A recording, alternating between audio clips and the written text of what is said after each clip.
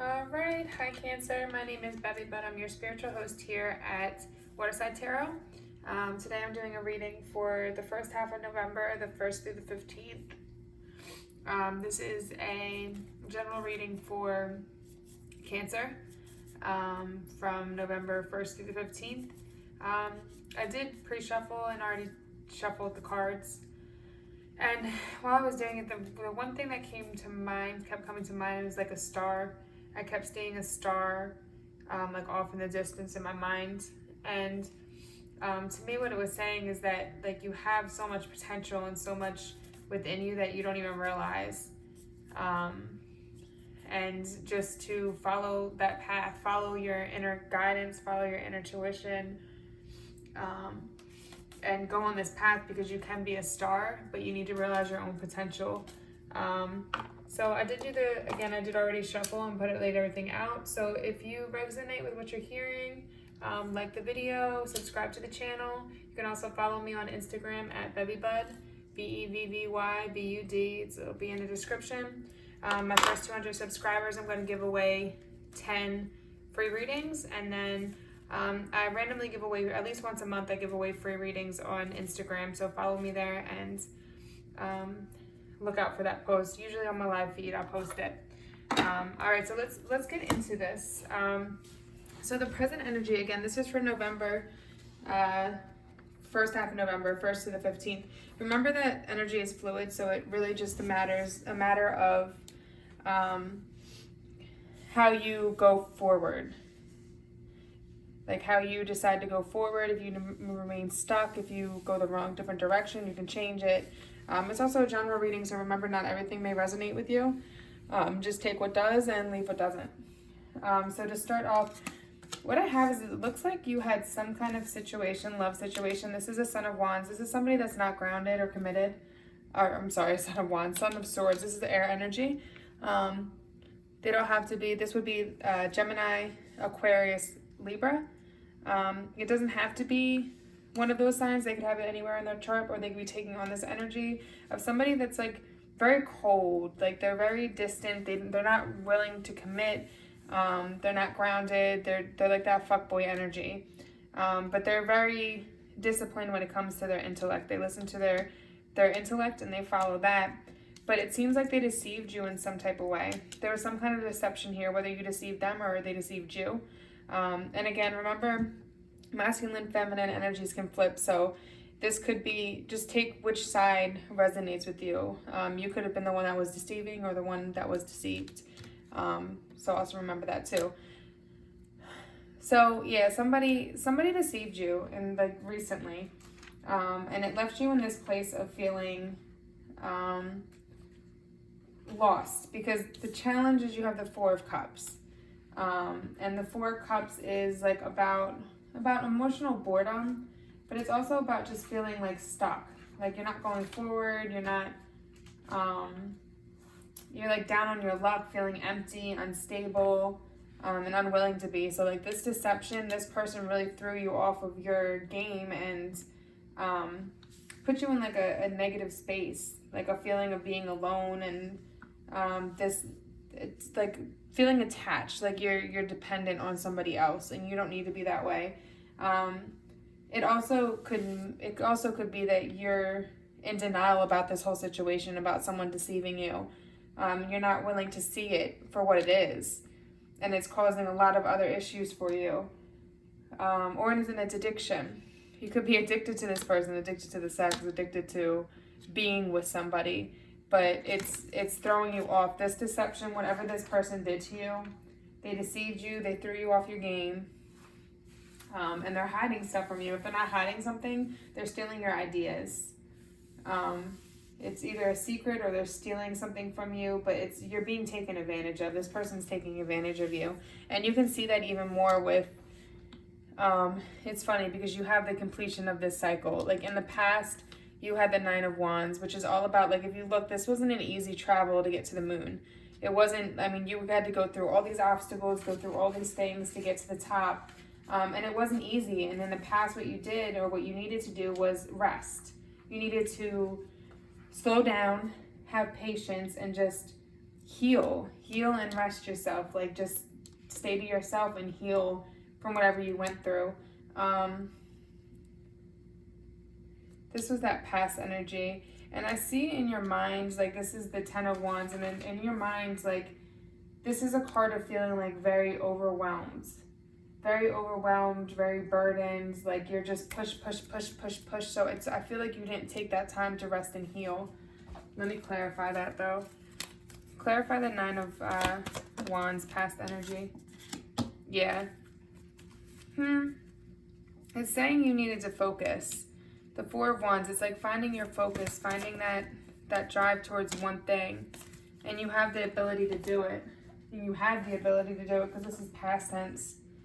So I feel that how I'm seeing it is that you did. You took the time to step back and look at the situation differently. You went into a new direction with your career or a new direction with a relationship. You just had some kind of new beginning. And you did this yourself because you were the magician. You manifested this yourself. You have every element there to do that. And I think in doing this, because now you're coming to the end of this cycle, end of this burdensome energy. Like, you're coming to the end of this needing that rest and that healing. In your mind, you're coming to the end of this. So it's like you need to rest so you don't overwork yourself, because you have a Tower moment coming in the future.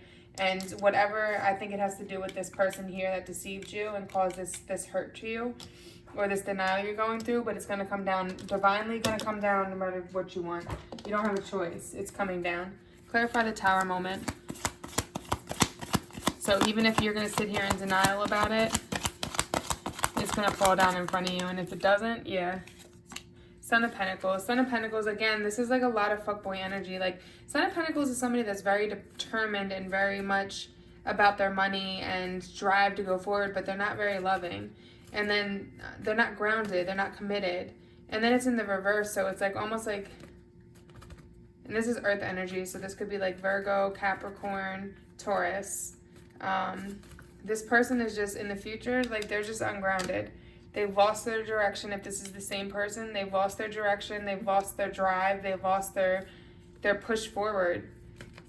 And this Tower moment's going to come down.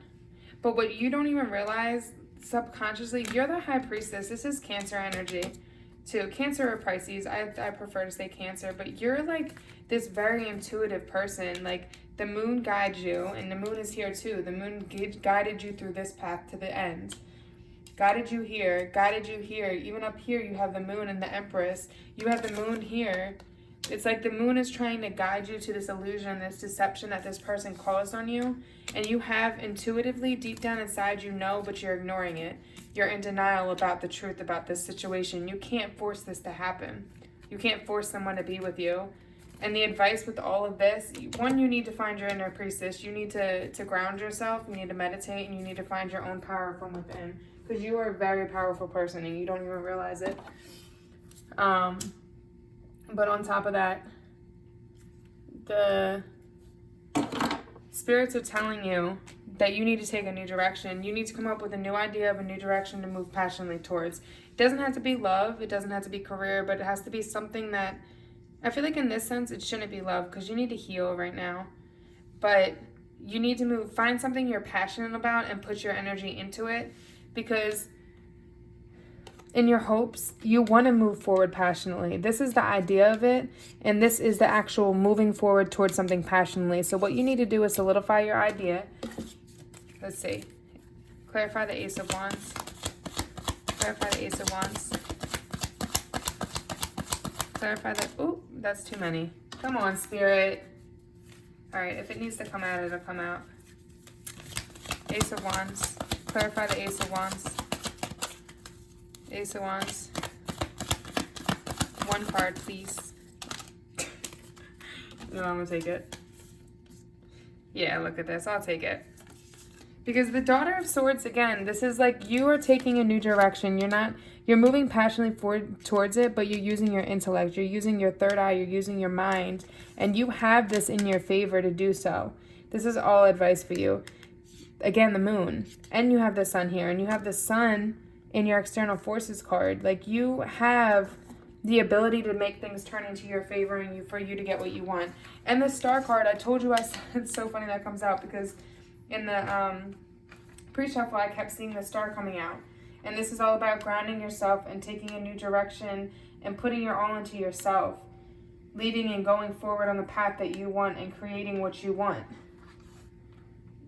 And you have the Wheel of Fortune to do that. And this is all about a new path. Again, here, your hopes. Don't let your fears stop you from going forward passionately towards your path.